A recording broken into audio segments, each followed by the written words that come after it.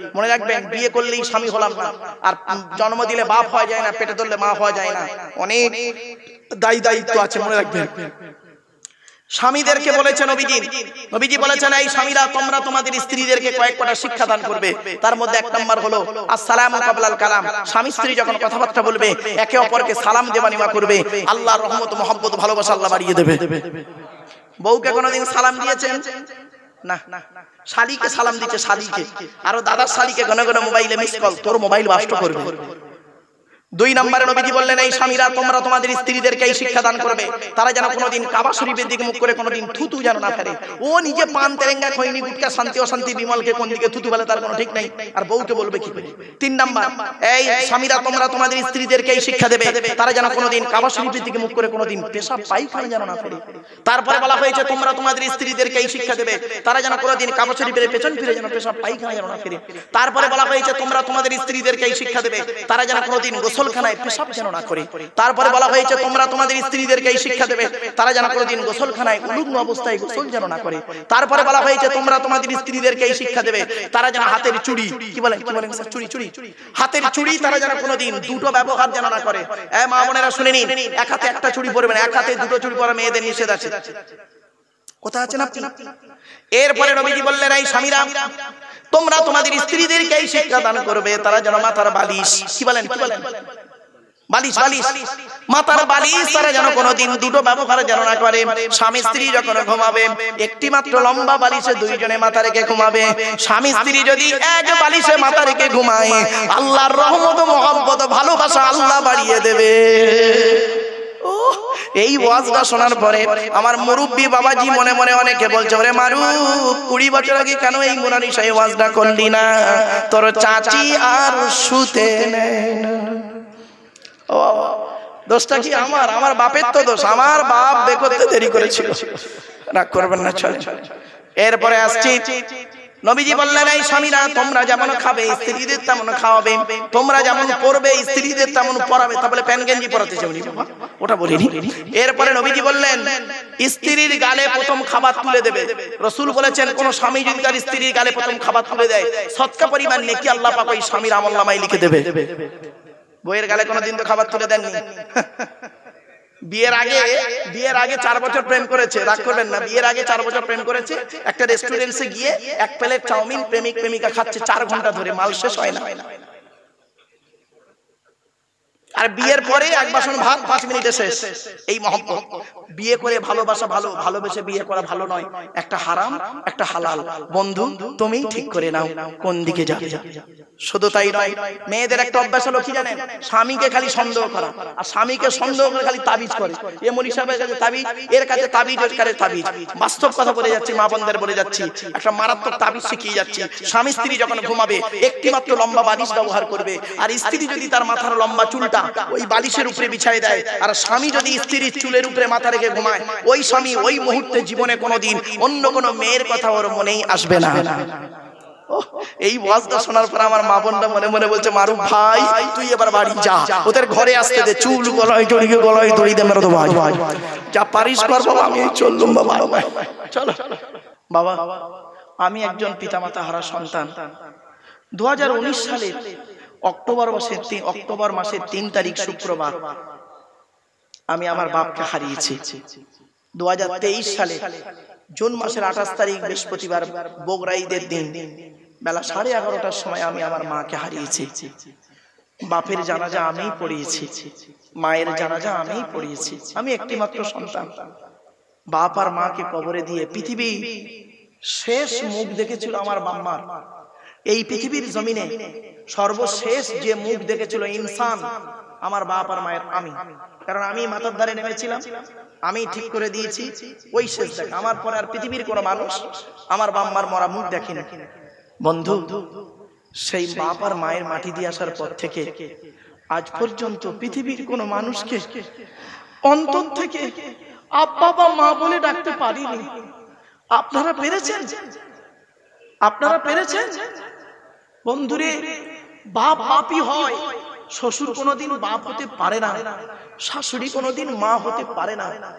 বাম্মার মূল্য দিন, 4 জনকে খুশি করলে জান্নাতি, তুমি আল্লাহকে খুশি করো, নবীকে খুশি করো, তোমার জন্মদাতা বাপকে খুশি করো, পেটে ধরা মাকে খুশি করো, চারজনকে খুশি করো, তুমি জান্নাতি।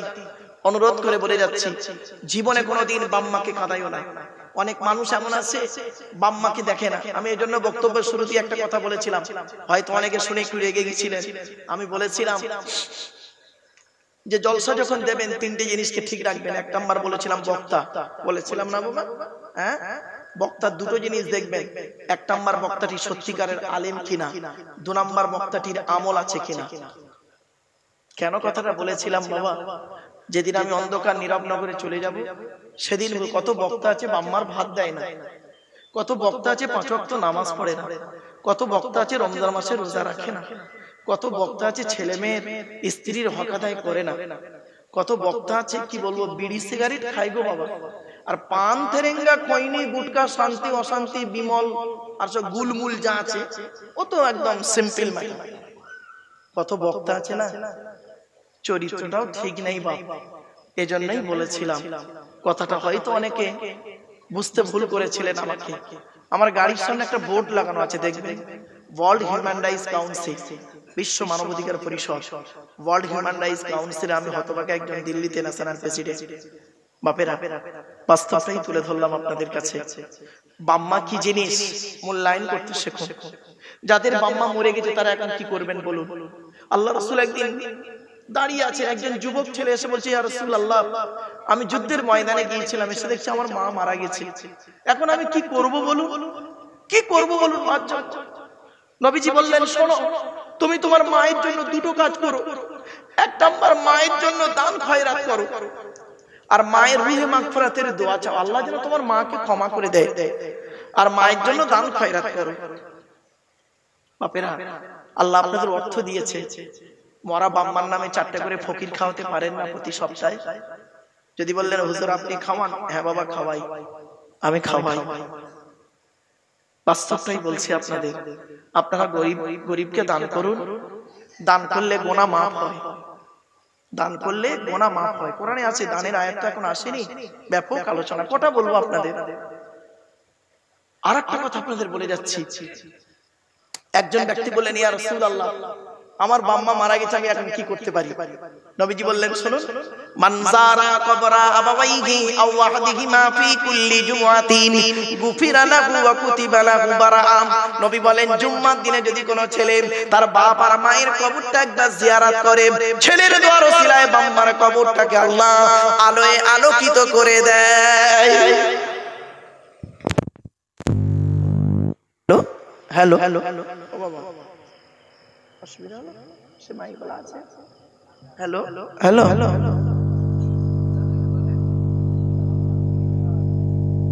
হ্যালো হ্যালো হ্যালো,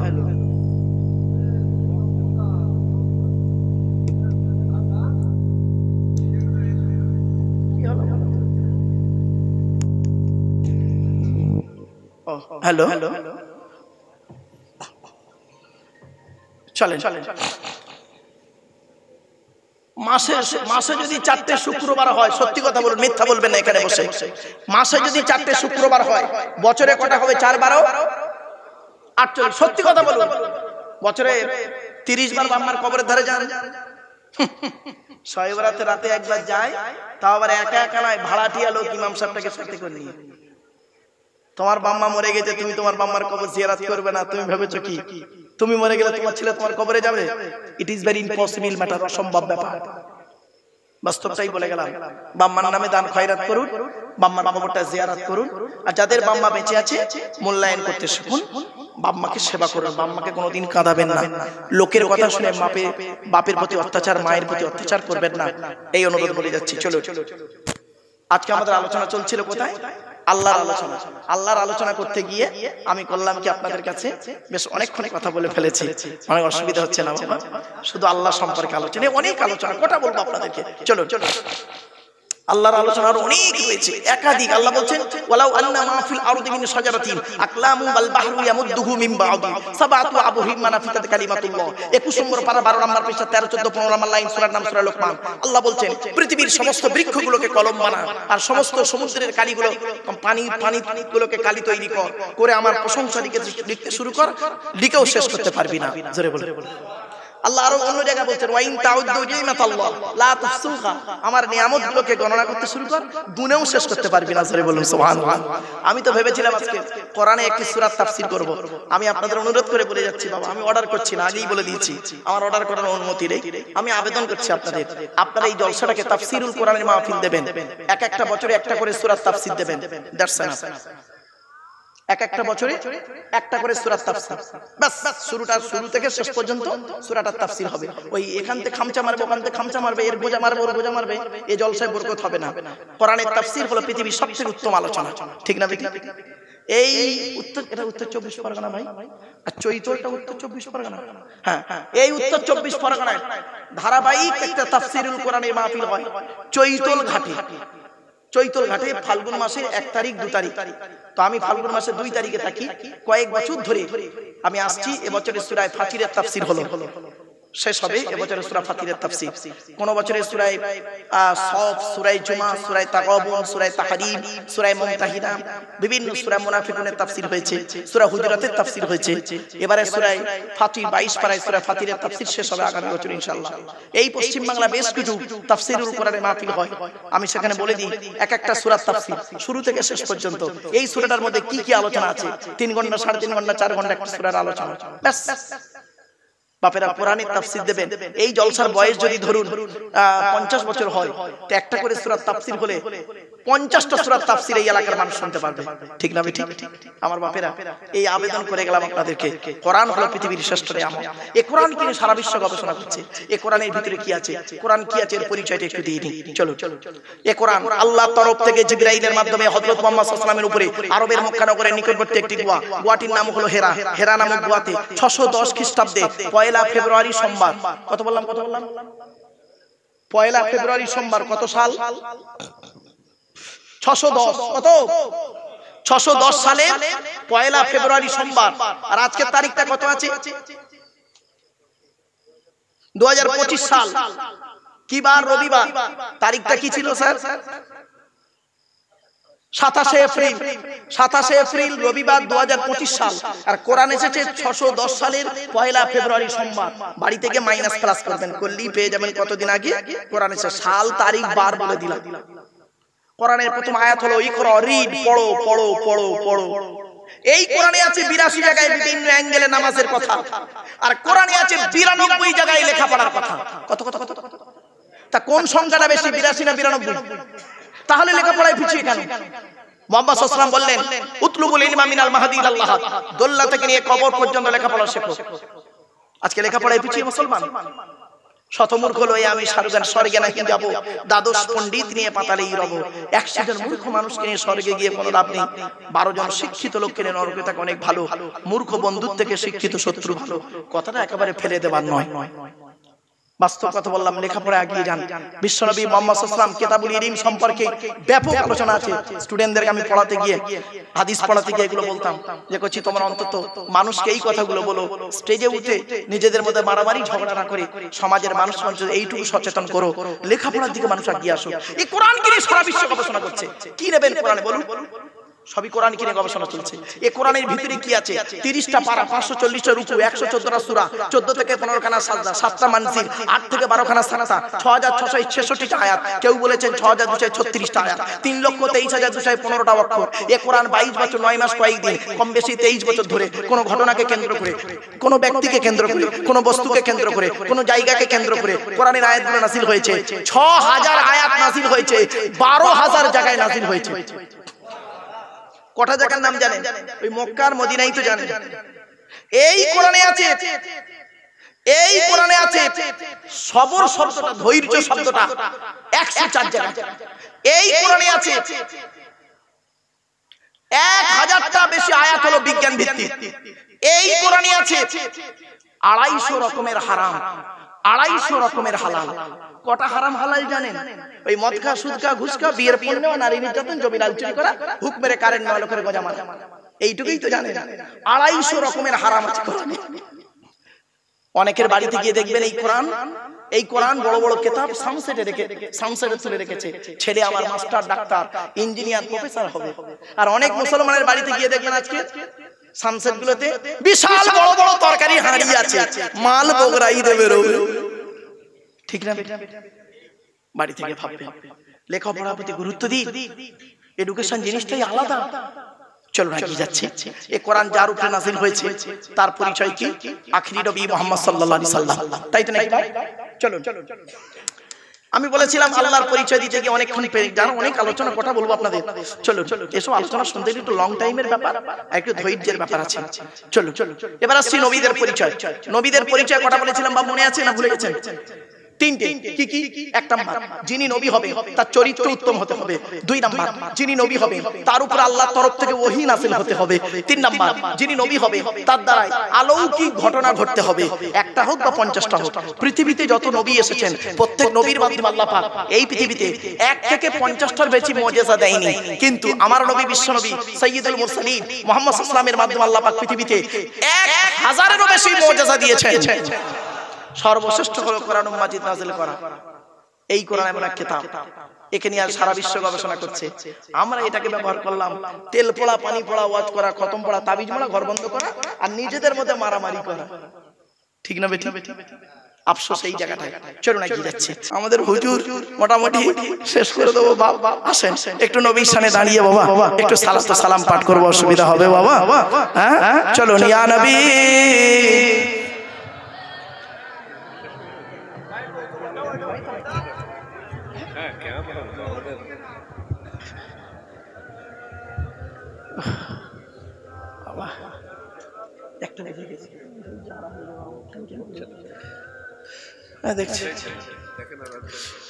দয়াময় আল্লাহ যিনি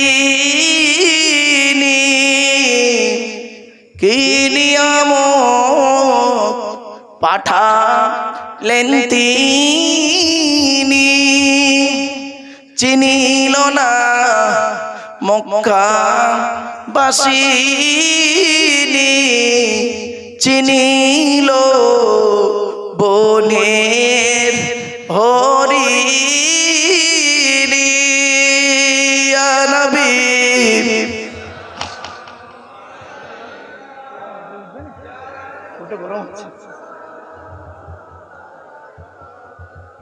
ইয়া হাবিব সালাম।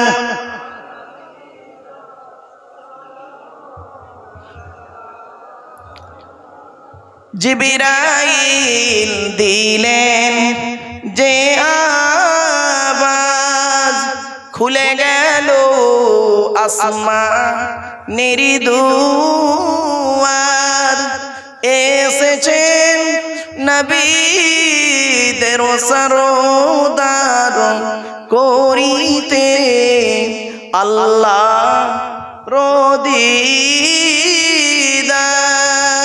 ইয়া নবী সালামুন আলাইকা ইয়া রাসূল, সালামুন আলাইকা ইয়া হাবিব, সালামুন আলাইকা সালাম।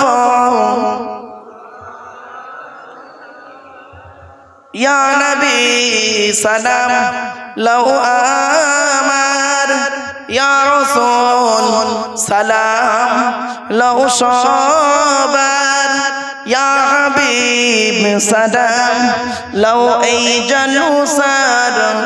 আমরা যে নাদান গুনাহগার, ইয়া নবী সালামুন আলাইকা ইয়া রাসূল, সালামুন আলাইকা ইয়া হাবিব, সালামুন আলাইকা সালাওয়াতুল্লাহ আলাইকা। সকলে বসে যান। ইয়া রাব্বি সাল্লি সাল্লিম দাইমান আবাদা আলা নবিয়্যি খায়রি খালকুল্লাহ হামিদ ভেজা রাব্বাই দরুদ সালাম দরগুদি দর নবী পাক নামদাম। ও বাবা, এই যে কিয়াম করে বসার সময় কি বলে, আমি না অনেক সময় ফলো করেছি, রাগ করবেন না, কেউ রেগে যাবেন না। আসলে বাক্যগুলো কি? ইয়া রাব্বি সাল্লি সাল্লিম দাইমান আবাদা আলা নবিয়্যি খায়রি খালকুল্লাহ হামিদ ভেজা রাব্বাই দরুদ ও সালাম দরগুজি দর নবী পাক নামদাম। বাবা তোর এটা মুখস্থ নেই, বলতে হবে না, তো ওইভাবে বলার কি দরকার? ইয়া রাব্বি সাল্লি সাল্লাম বালাগাল উলা বিকাম আদৌ কিছু খবরদার বলবেন না। জানা থাকলে বলবেন, না জানা থাকলে চুপ করে বসে যাবেন, এটাই হচ্ছে উত্তম জিনিস। চলো আমার বাপেরা, এতক্ষণ আপনাদের কাছে বিভিন্ন অ্যাঙ্গেল থেকে বিভিন্ন কথাগুলো বলছিলাম। আসলে কি জানেন বাবা, এগুলো আলোচনা করতে গেলে একবার শেষ লগ্নে তো অনেক, আমার আকিবুল আজিজ ভাই আপনাদের এলাকারই মাদ্রাসার একজন স্বনামধন্য শিক্ষক মহাশয়, তিনি আলোচনা রেখেছেন। তারপর পরেও আলিয়া ইউনিভার্সিটির একজন লেকচারার, তিনিও বক্তব্য রেখেছেন। আমি অধম আপনাদের মাঝখানে শেষবারে এসে ব্রেনটাকে মাথা করে দিলাম, কি বলতে কি বলে ফেললাম, বা ভাষাগত দিক থেকে ত্রুটি হলে ক্ষমা করবেন। তবে বক্তব্য শেষ লগ্নে এসে দুটো কথা আপনাদের বলে যাচ্ছি, মনে রাখবেন। এ জীবন শুরু হয়েছে 150 টাকায়, এ জীবন শেষ হবে 1500 টাকায়। বাড়ি থেকে ভাববেন, আমি একটু ব্যাখ্যা করে দিচ্ছি। সৃষ্টিকর্তা আল্লাহ বলছেন, তো দেহের মধ্যে আমি 4টে গুরুত্বপূর্ণ অর্গান দিয়েছি, এই 4টে গুরুত্বপূর্ণ অর্গানকে যত্ন করবি। 4টে জিনিস কি মনে রাখুন। 1 নাম্বার হলো, 4টে জিনিস কি? 1 নাম্বার হলো কি জানেন? ব্রেন, ব্রেনটাকে ঠিক রাখুন। 2 নাম্বার হলো হার্ট, 3 নাম্বার হলো লিভার, 4 নাম্বার হলো কিডনি। এই 4টে ঠিক করবেন বাড়ি থেকে। আপনার দেহের মধ্যে এই 4টে জিনিস গুরুত্বপূর্ণ, 4টে যত্ন করবেন, নষ্ট যেন না হয়। এবার আসছি, আপনার আমার দেহের মধ্যে আল্লাহ 9টা ছিদ্র দিয়েছে। কটা বাবা? 9টা ছিদ্র। এই 9টা ছিদ্রের যে কোনো একটা ছিদ্র দিয়ে আল্লাহ পাক আত্মা বের করে দেয়। 9টা ছিদ্র কি কি? 2 চোখ, 2 নাক, 2 কান, 1টা গাল, সামনে পেছনে, এই 9টা ছিদ্র। কত মানুষ মারা গেছে দেখবেন, লোকটা পেশাব ফিরে ফেলেছে। কত মানুষ মারা গেছে দেখবেন, লোকটা পায়খানা ফিরে ফেলেছে। কত মানুষ মারা গেছে দেখবেন, চোখটা চেয়ে আছে। কত মানুষ মারা গেছে দেখবেন, গালটা হাঁ করে আছে। কত মানুষ মারা গেছে দেখবেন, হাতটা মেকে আছে, হাতটা খিঁচে আছে। কত মানুষ মারা গেছে দেখবেন, দেখলে মনে হবে লোকটা ঘুমিয়ে আছে। কিভাবে মরতে চান, কিভাবে মরতে চান? ঈমান নিয়ে যদি মরতে চান, কোরআন হাদিসের কথাগুলো শুনে একটু আমল করে বাড়ি যান।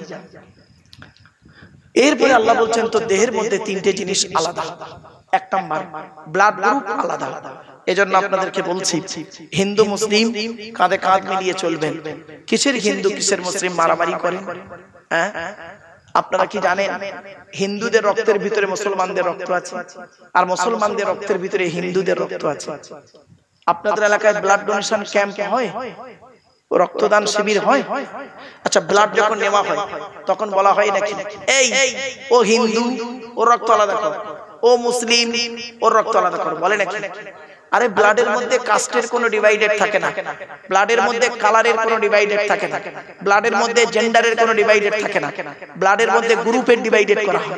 ব্লাডের 4টে group, A B, A B আর ও, প্রত্যেকটার মাইনাস+। এখানে অনেক মানুষ বসে আছে তার নিজের ব্লাড গ্রুপ নিজেই জানে না। মুসলিমরা এতটাই পিছিয়ে, ওর নিজের ব্লাড গ্রুপ নিজেই জানে না। আফসোস, এগুলো একটু দরকার, এগুলো জলসা আলোচনা করা খুব দরকার। আধুনিক বিজ্ঞান, কোরআন থেকে সবই এসেছে, জানেন? এই ব্লাডের চ্যাপ্টারটাই কোরআন থেকে বের করা হয়েছে। চলো এবার আসছি, একটা হিন্দু রক্তের ভিতরে 3টে জিনিস পাওয়া যায়, রোহিত কণিকা, শ্বেত কণিকা, চক্রিকা। As a same, no difference. একটা মুসলমানের রক্তের ভিতরে 3টিই পাওয়া যায়। কিসের হিন্দু কিসের মুসলিম মারামারি করে? মনে রাখবেন, হিন্দু তুমি মন্দিরে গিয়ে যাকে ঈশ্বর বা ভগবান বলে ডাকো, তাকে জীবনে মন্দিরে পাবে না। হে খ্রিস্টান, গির্জায় গিয়ে যাকে গড বলে ডাকো, তাকে জীবনে গির্জায় পাবে না। হে মুসলমান, গালে দাড়ি মাথায় টুপি নিয়ে যাকে মসজিদে আল্লাহ আল্লাহ বলে ডাকো, ও আল্লাহকে মসজিদে পাবে তো? চলো 3 ধর্মের মানুষ আমরা আল্লাহকে খুঁজতে বের হই।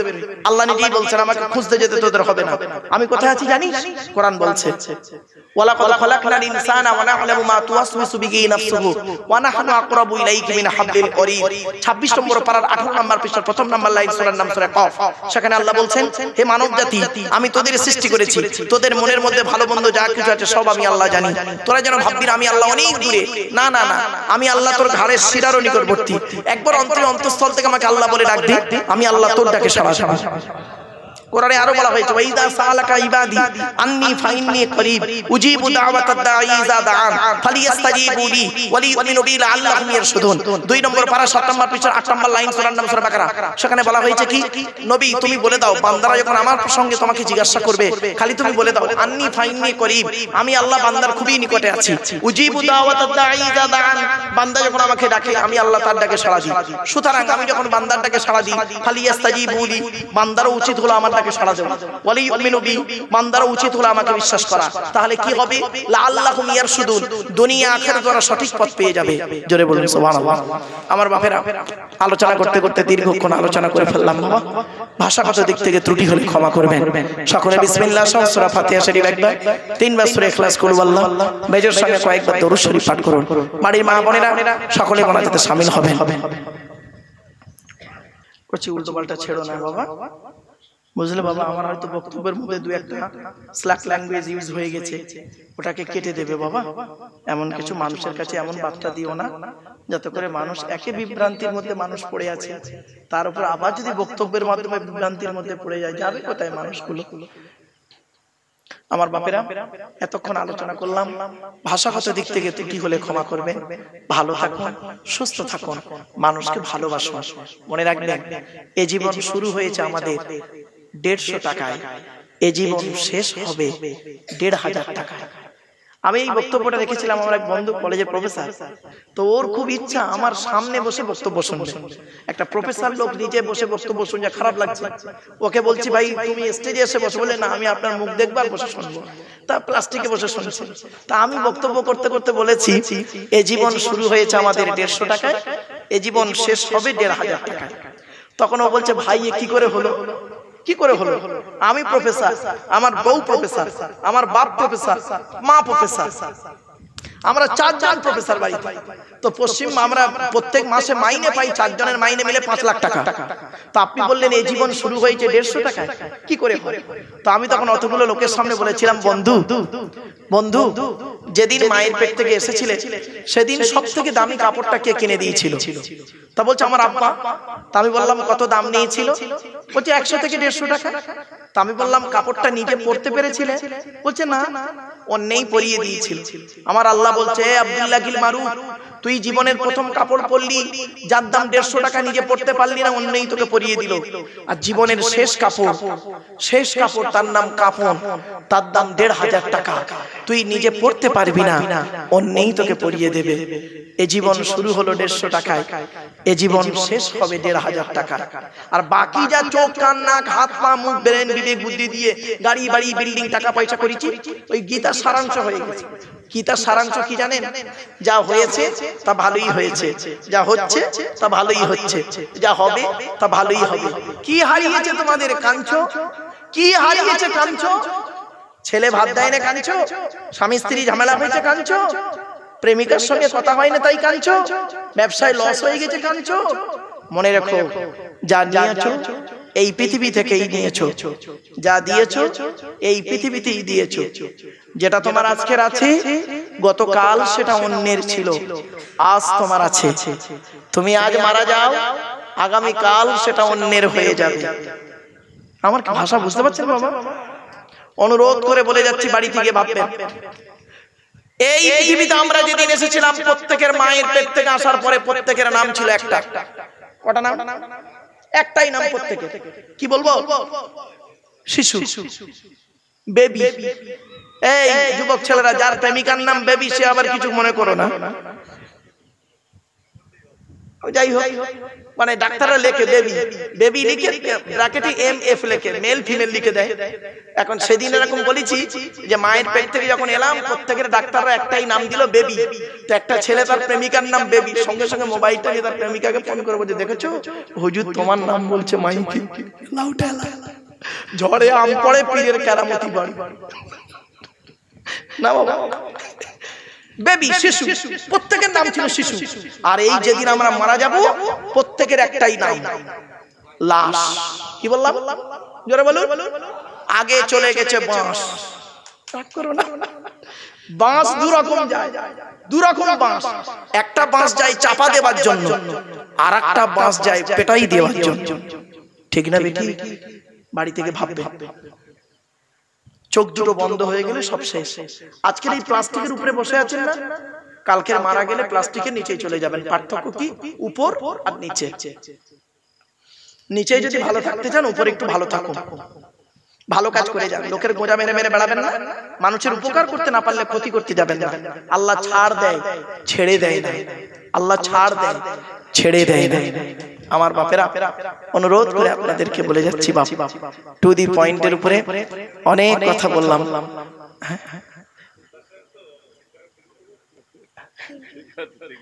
আমার বাপেরা বাড়িতে গিয়ে ভাববেন, চোখ দুটো বন্ধ হয়ে গেলে সব শেষ। মাটির নিচে যে থাকবেন আপনারা, আমি আপনি থাকবো, যে জায়গাটায় থাকবো সে ঘরটার নাম কি? জোরে বলুন না একটু। আমি বুঝতে পেরেছি, মানে একদম অসহায় জায়গায় দাঁড়িয়ে গেছি। এবারে বক্তব্যের শেষ লগ্নে এসে গেছে, এটা শুনে নিন এই শেষ বারে। তার মানে কি জানেন? নম্বরের বাতি আমরা কি জানেন? আমরা হয়েছি চালনি। চালনি, চালনি বোঝেন? চালনি, চালনি বোঝেন না? না, ওই চালে চালে আটা টাটা চালে, ও চালন। আমরা চালনি বলি যাই, ওই জন্য বলি এক দেশের গাড়ি অপর দেশের বুঝি। আচ্ছা, চালন, চালন। আচ্ছা, চালনের পিছনে কটা ছিদ্র থাকে? অসংখ্য ছিদ্র, তাই তো? তো চালনি একদিন সূচকে বলছে, সূচ বোঝেন? সূচ, সূচের পিছনে ছিদ্র কটা? একটা। তো চালনি একদিন সূচকে বলছে, চালনি সূচকে বলছে, এই তোর পিছনে ছিদ্র কেন রে? তো সূচ কি উত্তর দেবে বলুন? কিছু বুঝতে পারছি না। আমরা হলাম চালনি, আমরা সূচের পিছনে বলতে ছিদ্র কেন? তো সূচ কি উত্তর দেবে? আরে আমার তো একটা, তো হাজারটা। মনে রাখবেন, কাউকে আঘাত করার আগে নিজেকে দিয়ে লক্ষ্য রাখুন। আমার একটা আঙুল আপনাদের দিকে লাগিয়ে বলছে সরি, ক্ষমা চেয়ে নিচ্ছি, ভুল বুঝবেন না আমার বক্তব্যকে, ক্ষমা চেয়ে নিচ্ছি। আমি একটা আঙুল আপনাদের দিকে লাগিয়ে বললাম আপনারা সব চিটিংবাজ। আচ্ছা, কটা আঙুল আপনাদের দিকে? কটা? একটা। তিনটা আঙুল কোন দিকে? টিবিল চিটিংবাজ, টিবিল চিটিংবাজ। ওই জন্য বাবা, মান আরাফা নাফসাহু ফাকাদ আরাফা রাব্বাহু, যে তার নিজেকে চিনতে পেরেছে সে তার রব আল্লাহকে চিনতে পেরেছে। আমার বাপেরা, পর সমালোচনা করে কোনো লাভ নেই, আত্মসমালোচনা করুন। পর সমালোচনা করলে গুনাহ হয়, আর আত্মসমালোচনা করলে নেকি হয়। এটাই পার্থক্য। পৃথিবীর সবথেকে, সেদিন আমি স্টুডেন্ট এমএ সেকেন্ড ইয়ার স্টুডেন্টদেরকে পড়াতে পড়াতে একটা ছোট্ট প্রশ্ন করেছি। বললাম, এই বলতো দেখি, পৃথিবীর সবথেকে সহজ কাজ কি আর পৃথিবীর সবথেকে কঠিন কাজ কি? তো স্টুডেন্টরা বলছে, মারাত্মক কথা তো। পৃথিবীর সবথেকে সহজ কাজ কি জানেন? শুনে নিন। আর কঠিন কাজ কি? পৃথিবীর সবথেকে কঠিন কাজ হলো আত্মসমালোচনা করা। কি বললাম? নিজেকে নিয়ে সমালোচনা করা খুব কঠিন কাজ। আমি কি একজন মানুষ? আচ্ছা, মানুষ হতে গেলে আমার কি কি দায়িত্ব ছিল পালন করেছি? আমি কি একজন পুরুষ? পুরুষের দায়িত্ব কি কি? আমি কি একজন স্বামী? স্বামীর দায়িত্বগুলো কি কি? আমি কি একজন সন্তান? সন্তানের দায়িত্বগুলো কি কি? আমি কি একজন পিতা? পিতার দায়িত্ব কি কি? আমি কি একজন ভাই? আমার দায়িত্ব কি কি? আমি কি একজন মামা? আমার দায়িত্ব কি কি? আমি কি একজন চাচা? আমার দায়িত্ব কি কি? আমি কি একজন দাদু? আমার দায়িত্ব কি কি? আমি কি একজন নানা? আমার দায়িত্ব কি? ব্যাস, আত্মসমালোচনা করা পৃথিবীর সবথেকে কঠিন কাজ। আর আত্মসমালোচনা করলে নেকি হয়। আর পৃথিবীর সবথেকে সহজ কাজ কি জানেন? পর সমালোচনা করা। এটা করা খুব সহজ, এটা করলে গোনা হয়, এটা করলে গোনা হয়। দুধওয়ালা লোকের বাড়ি বাড়ি যায়, দুধওয়ালা লোকের বাড়ি বাড়ি যায়, দুধ কিনে কেউ খেতে চায় না। আর মদওয়ালা দোকান দিয়ে বসিরহাটে বসে আছে, ও মোটর সাইকেলে তেল পুড়িয়ে মদ কিনে খেয়ে মারামারি করে বসিরহাট থানার ভেতরে লকাবি জেলখানায় হাজী সাহেবের বেটা চুম মেরে বসে। আর দুধওয়ালা কোথায় গেছিল? ওর বাড়ি। আমরা দুধওয়ালাকে কি বলি জানেন? এই দুধে পানি দিসনি তো, আর মদে পানি মিশিয়ে খায়, এটাই পার্থক্য। মদে পানি মিশিয়ে খায়। শুধু তাই নয়, আমরা 100 টাকার চোরকে 100 টাকার চোরকে 100 টাকা চুরি করেছে 100 টাকার চোরকে গাছে বেঁধে মারি, আর 1000 কোটি টাকার চোরকে স্টেজে তুলে ফুলের তোড়া দিয়ে স্যালুট জানাই। কিছু বুঝতে পারছেন আমার বক্তব্য বাবা? জ্ঞানী যারা বোঝে তারা শুধু ইশারায় দোয়া করে দিই, বাবা আসুন, বুঝতে পেরেছি আর নয় বাবা, হ্যাঁ আসুন মোনাজাত করুন। না না বাবা আমি জানি বাবা, একটা কথা বলি, 1994 সাল থেকে ওয়াজ করছি, বুঝলেন? 1994 সাল থেকে ওয়াজ করছি, 2025 মানে 31 বছর। মোটামুটি শ্রোতাদের মুখের দিকে চাইলে একটা এক্সপেরিয়েন্স তো হবেই। মোটামুটি আমার বলতে হয় না, কাতার দিয়ে বসে গেছে। আলহামদুলিল্লাহ, চলেন আমরা মোনাজাত করব। আল্লাহুম্মা আমিন। ربنا ظلمنا أنفسنا وإن لم تغفر لنا وترحمنا لنكونن من الخاسرين ربي زدني علما ربي ارحمهما كما ربياني صغيرا রব্বুল আলামিন। সন্ধ্যা থেকে নিয়ে এখন পর্যন্ত যা কিছু আলোচনা হয়েছে মাবুদ, পড়ার মধ্যে, শোনার মধ্যে, বলার মধ্যে যদি কোনো রকমের ত্রুটি হয়ে যায়, গফফার নামের ওসিলা করে মাফ করে দিন। সওয়াব দিয়ে থাকেন বাবা আদম থেকে নিয়ে এখন পর্যন্ত যত নবীন, সিদ্দিকিন, শুহাদা, সালিহিন, তাবেঈন, তাবেঈন, আইম্মায়ে মুজতাহিদিন, কুল মুসলিমিন আল মুসলিমা, মুমিনিন আল মুমিনা, হুজুরদের আরওয়াহ মুবারক सबको पहुंचाए दें रब्बुल आलमीन। बड़ो पीर अब्दुल कादिर जिलानी रहमतुल्लाह अलैहि के, खज़ा मुईनुद्दीन चिश्ती अजदली रहमतुल्लाह अलैहि के, बाहुद्दीन नक्शबंदी रहमतुल्लाह अलैहि के, मुज़द्दद अल-बसानी रहमतुल्लाह अलैहि के, फुरफुरा शरीफ दादा हुजूर पीर क़िबला रहमतुल्लाह अलैहि, बड़ो हुजूर, मेजर हुजूर, सजो हुजूर, नवाब हुजूर, छोटो हुजूर, हसन बुखारी, मेहदतुल्लाह चा, शहीद सुफी अब्दुल मुमीन, अल्लाह बारुल आमीन रहमतुल्लाह अलैहि, पीर गोरा अब्बासी रहमतुल्लाह अलैहि। এমনি করে সামনে পিছনে ডাইনে বামে যত ওলি বান্দারা, মাকবুল মনজুর বান্দারা শুয়ে আছে, সকলের আরওয়াহ মুবারক সবটুকু পৌঁছায় দিন। আল্লাহ আমাদের বাপ মা, ভাই বোন, দাদা দাদি, নানা নানি, খালা খালু, ফুফা ফুফু, মামা মামি, শ্বশুর শাশুড়ি, ছেলে মেয়ে, স্বামী স্ত্রী যারা কবরস্থ হয়ে আছে, সকলের জিন্দেগির গুনাহ সবকে মাফ করে দিন। যারা হায়াতে আছেন তাদের সেবা করার তৌফিক দান করুন। আল্লাহ আমাদের সকলের ঋণ থেকে মুক্তি করে দিন, কন্যাদায়কে দূর করে দিন, সুপাত্র মিলায় দিন। চাষাবাদ, রুজি রোজগার, ব্যবসা বাণিজ্যে কাজ কারবারে বরকত দান করুন। হালালকে গ্রহণ করা, হারামকে বর্জন করার তৌফিক দান করুন। কাফিরদের মোকাবেলা ইসলামকে জয়ী করে দিন। ভাই ভাইয়ের মহব্বত, স্বামী স্ত্রীর মহব্বত, বাপ বেটার মহব্বত, পাড়া প্রতিবেশীর মহব্বত, ভক্তি শ্রদ্ধা সম্মান বজায় রাখার তৌফিক দান করুন। আল্লাহ আমি অধম গুনাহগার, আমার সঙ্গে মতো আলেম, হাফেজ, হাজি, গাজী, জ্ঞানী, গুণী, বুদ্ধিজীবী মানুষেরা, বাবাজিরা, যুবক ভাইরা, স্নেহে কচি কচি বাচ্চারা, মা বোনেরা হাত তুলেছে। আল্লাহ যার হাতকে ভালোবাসেন তার হাতের ওসিলা করে আমাদের দোয়াকে কবুল করে নিন। আল্লাহ এই জলসার সভাপতি, সেক্রেটারি, কেশিয়ার কমিটি, বক্তা, শ্রোতা, আল্লাহ হালাল মাল থেকে তাবারুক আল্লাহ আপনি কবুল করে নিন। আল্লাহ যেটা উদ্দেশ্য নিয়ে হাত তুলেছি, সকলের মনের কামনা বাসনা আপনার আল্লাহর কাছে চান। اللهم إني أعوذ بك من الهم والحزن وأعوذ بك من العجز والكسل وأعوذ بك من الجبن والبخل وأعوذ بك من غلبة الدين وقهر الرجال اللهم احفظنا من كل بلاء الدنيا وعذاب الآخرة اللهم وفقنا على تحب العمل التي ترضاها ووفقنا على اتباع حبيبك سيد المرسلين ووفقنا على صيام شهر رمضان المبارك وصلاة التراويح مع تلاوة القرآن سبحان ربك رب العزة عما يصفون وسلام على المرسلين والحمد لله رب العالمين وجعل آخر كلامنا عند الموت لا إله إلا الله لا إله إلا الله لا إله إلا الله محمد رسول الله صلى الله عليه وسلم السلام عليكم